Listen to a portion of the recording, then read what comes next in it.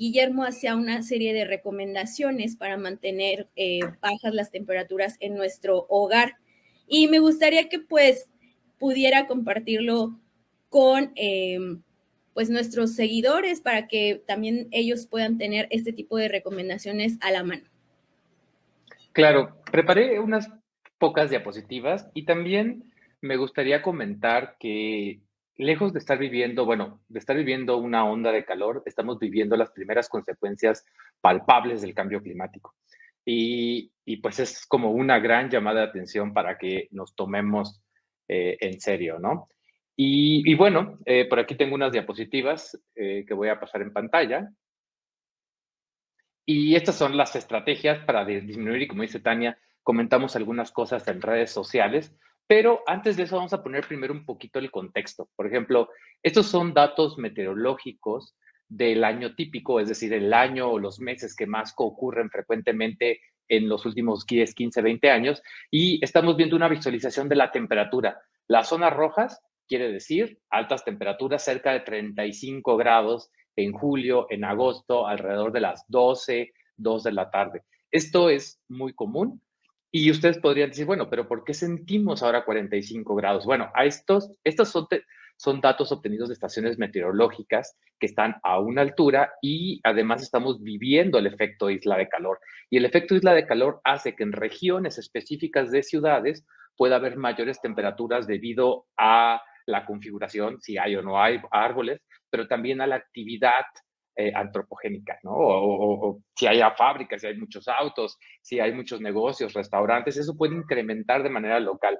Y algo también interesante a voltear a ver para Tamaulipas, para Ciudad Victoria, es que es un clima húmedo en las noches porque baja la temperatura, aumenta la humedad, pero la humedad relativa baja alrededor del mediodía. Y esto es muy importante porque nos puede dar pie a una estrategia bioclimática que vamos a describir.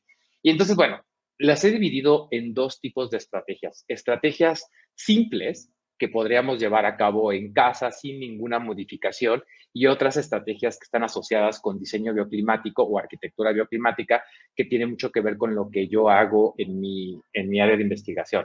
Y bueno, una de las primeras estrategias es desconectar todos los equipos que tengamos en un espacio, ¿no? Y esto salió también un poco porque decían, no, ay, pero los LEDs o las luces no calientan. Bueno, pues las luminarias LED son de muy bajo wattaje, pero aún así aportan 7, 10, 12 watts al espacio. Y en este momento queremos quitar todas las ganancias térmicas que tengamos. Y también si tenemos electrodomésticos que están conectados en modo standby, muchas veces no tienen un modo de ahorro de energía o están consumiendo 5, 7, 3 watts. Y bueno, estamos en una etapa donde podemos quitar todas esas cargas térmicas, ¿no? Entonces, desconectar equipos, y eso también incluye, por ejemplo, bajar la luminosidad de nuestra computadora, ¿no? La pantalla está emitiendo luz, la luz es energía, no calienta directamente hasta que incide sobre una superficie, se refleja, interacciona con el ambiente, etcétera, ¿no? Entonces, es lo primero que podemos hacer. Luego es reducir la entrada del sol, y por eso puse esta fotografía de nuestra recámara, acá en casa, en Cuernavaca, y por ejemplo, esta ventana da al oeste, y a partir de las 3 de la tarde empieza a entrar. Toda la radiación directa representa una carga térmica impresionante. Entonces, si ustedes tienen ventanas orientadas al este o al oeste, hay que tratar de reducir esas entradas. Lo ideal en estos tipos de climas cálidos, subhúmedos, como es en Tamaulipas, lo ideal sería no tener ventanas en esas orientaciones, ¿no? Pero muchas veces no se puede o muchas veces quien diseña la casa ni siquiera se pregunta y tienen cero. Entonces, algo que podríamos hacer, si tenemos un poquito de presupuesto, es comprar películas reflejantes y pegarlas, ¿no? De esa manera va a reflejar la radiación y no va a entrar. No les recomiendo poner ahumadores o polarizados, que realmente no son polarizados, oscurecen, porque lo Sí, que va a suceder, oscurecen, exacto, exactamente. oscurecen, pero la radiación se va a absorber en la ventana se va a calentar y va a irradiar energía por un mecanismo que se llama radiación de onda larga, va a irradiar hacia el exterior y hacia el interior. Una alternativa que se le ocurrió a Flor, mi esposa, muy, muy creativa, es pegar una cartulina sobre las ventanas.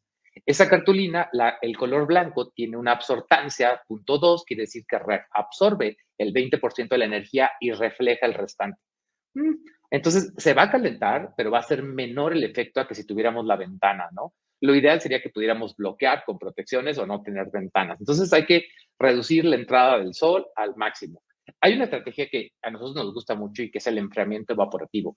Y es mojar las cosas, ¿no? O esparcir con esos aspersores, esparcir un poco de agua en el espacio. El agua, al evaporarse, tiene un cambio de fase, la energía que requiere para hacer el cambio de fase la toma del ambiente, entonces la temperatura del ambiente va a disminuir y va a aumentar su temperatura, su humedad relativa.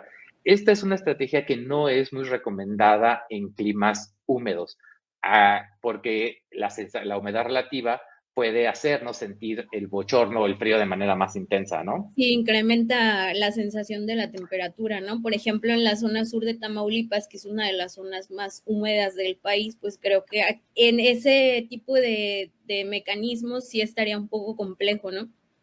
Pero es probable que ese mecanismo lo podamos utilizar en las horas de mayor calor, porque cuando calientas el aire, cuando aumenta su temperatura, su humedad relativa disminuye, ¿no? Entonces lo podríamos hacer. Y hay muchas maneras. Un aspersor, trapear el piso y dejarlo así súper húmedo. Hace rato discutíamos en Twitter también poner una toalla, si tengo un ventilador de piso que no obstruya, que sea paralela al flujo de aire para que el aire se evapore y refresque un poco. Estas son estrategias que podemos en fermento evaporativo. En climas muy húmedos, lo mejor es ventilar, ¿no? Y ventilar, el confort térmico depende de muchísimas cosas: temperatura, humedad, lo que estoy diciendo, mi metabolismo, temperatura radiante, un montón de cosas, la humedad relativa, pero la sensación de aire, aunque lo siento un poquito caliente, puede disminuir mi sensación de disconfort térmico, ¿no? O de calor. Pero algo que también sucede y que seguramente lo sufren muchísimo en las noches es que ustedes entran a una edificación y se siente caliente, ¿no? Y ahí nosotros ya nos estamos adaptando al ambiente exterior, que a lo mejor bajó a unos 28, pero adentro estamos a 30, 32. Entonces, ¿qué tenemos que hacer? Abran todas las ventanas, prendan todos los ventiladores, a lo mejor también si pueden, y eso, por supuesto, pensando en que no vamos a usar aire acondicionado, para que su edificación se ventile y puedan sacar ese calor y meter el aire que está un poquito más fresco, ¿no? Y dentro de la ventilación hay una estrategia que se usa que es ventilación nocturna. Dejar las ventanas abiertas toda la noche y en cuanto amanece, cerramos nuestra edificación y entonces eso va a poder ayudarle a conservar un poquito a que si metemos el aire caliente y se lo roba, ¿no? Sobre todo en espacios que no estemos utilizando. Si tenemos un estudio o algo que no estamos utilizando, lo podemos dejar cerrado, abrirlo en la noche y cuando empiece a amanecer y cuando empiece a incrementar la temperatura lo cerramos y luego cuando lo vayamos a usar va a estar un poquito más fresco y nos va a dar un poquito de margen de confort. Y yo finalmente les quería platicar también de las estrategias de diseño bioclimático.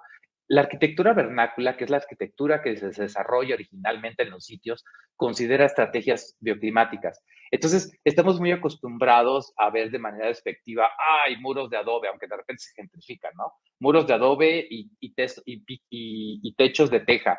Y los sustituimos por techos de concreto hueco y muros y techos de lámina. Y esto es terrible, ¿no? Entonces, si tenemos una casa que vamos a construir o que vamos a seleccionar para rentar, para vivir, podríamos buscar que tengan estrategias bioclimáticas. De hecho, hay algo que estamos haciendo en el instituto y nuestro sueño dorado es que las estrategias bioclimáticas fueran un derecho universal. O sea, que todas las edificaciones que se construyen tuvieran estrategias bioclimáticas y eso quiere decir que se tomó en cuenta el clima para diseñar la edificación, ¿no? Justo eso te iba a preguntar, o sea, estas son estrategias que se van adecuando dependiendo de la zona en donde se vaya a construir, ¿verdad?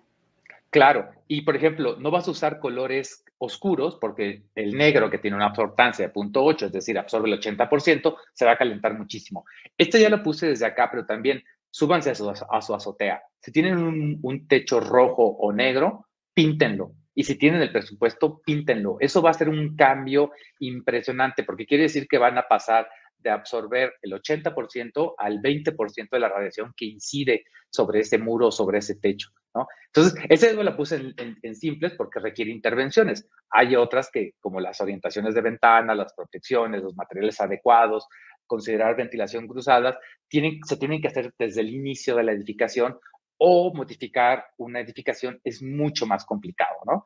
Entonces, por eso es que las pongo como un segundo paso, pero también si las pueden hacer alguna de ellas, pues adelante, ¿no? Y ya para cerrar, pues por ahí les dejé en ese QR las láminas que presenté aquí, y para aquellas personas que les gusten los datos, un análisis de clima muy pequeñito donde están las gráficas estas. Además hay una gráfica extra de radiación, de irradiancia solar sobre la ciudad de Tamaulipas, bueno, de Ciudad Victoria, para aquellos curiosos que pudieran ver.